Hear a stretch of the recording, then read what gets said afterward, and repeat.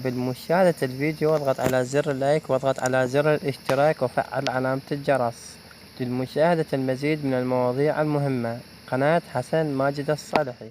طالبة عراقية تبلغ من العمر 18 عام فقدت حياتها بسبب شدة الحر أثناء أدائها الامتحانات النهائية للسادس الإعدادي. ففي مدرسة الخنساء وبيوم امتحان مادة اللغة الإنجليزية ناشدت رفل أحد المراقبات أن تسلم الدفتر الامتحاني بعد أن شعرت بصداع قاتل، فرفضت المراقبة السماح لها بالخروج. بعدها بلحظات تقيأت وفقدت الوعي وتم استدعاء والدتها لنقلها لأقرب مستشفى.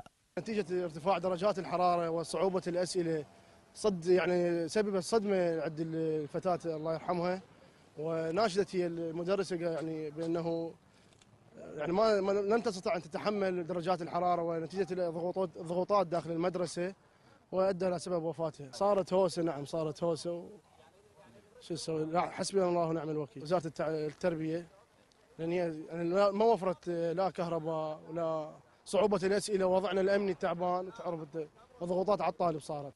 وبعد التحري عن مكان سكنها اتجهنا إلى المجمع السكني لشقق زيونة، والتقينا مع هشام أخ الطالبة التي فقدت حياتها، وأكد أن أحد الأطباء بين لهم أسباب الوفاة بسبب ارتفاع درجات الحرارة داخل القاعات الامتحانية وافتقارها لأجهزة التبريد وصعوبة الأسئلة مما يؤثر على الضغط النفسي للطالب. حسب ما سمعنا من الشهود الموجودين انه هي رايدة يعني وجعها راسها، فرايدة تترك الامتحان يعني طالعة، فقالت لها المعلمة الواقفة ومراقبة قالت لها انتظري يعني شوي، ما خلوها تطلع. اي ما طلعت هي بالبداية، فقالت لها انه انا ما اريد يعني حكي البنات الطالبات الموجودين يعني انه تريد تسلم الدفتر او هيك شيء، فهي ما يعني قالت لها ابقي انتظري شوية الى ان يعني متقيئة ومغمى عليه بالمدرسة يعني متخربطة وواقعة بسبب يعني الحار والوضعية. الشيخ زايد يعني كانوا ما عندهم لا أجهزة تنفس ولا عندهم انعاش ولا عندهم أي شيء، يعني فاقدة الوعي، كانت مغمى عليها وما تقدر تتنفس، يعني ماكو سرير انعاش راوي ماكو شيء. تليفونات يخابرون بس يردون يحصلون سرير بالمستشفيات الموجودة ما لقوا.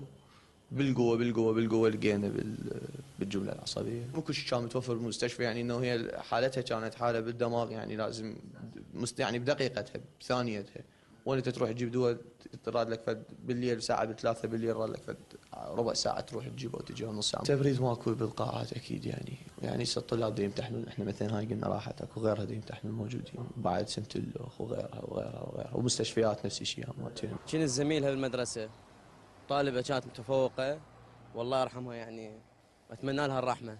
بصعوبة الأسئلة وارتفاع درجات الحرارة انفجر دماغها. والد الضحية اتجه إلى مدير المركز الامتحاني فرفض استقباله، واليوم اتجه إلى مديرية تربية الرصافة الثانية للقاء مع المدراء المعنيين ليشرح لهم تفاصيل الحادث، لكنهم رفضوا استقباله. رفل كان مثواها الأخير في هذا المركز الامتحاني، فيا ترى من هو يتحمل تبعات صعوبة الأسئلة ومعاناة الطلبة في ظل الارتفاع الكبير لدرجات الحرارة؟ من أمام مدرسة الخنساء في شارع ربيعي في بغداد، حسن نبيل. على تمساع الزارع روح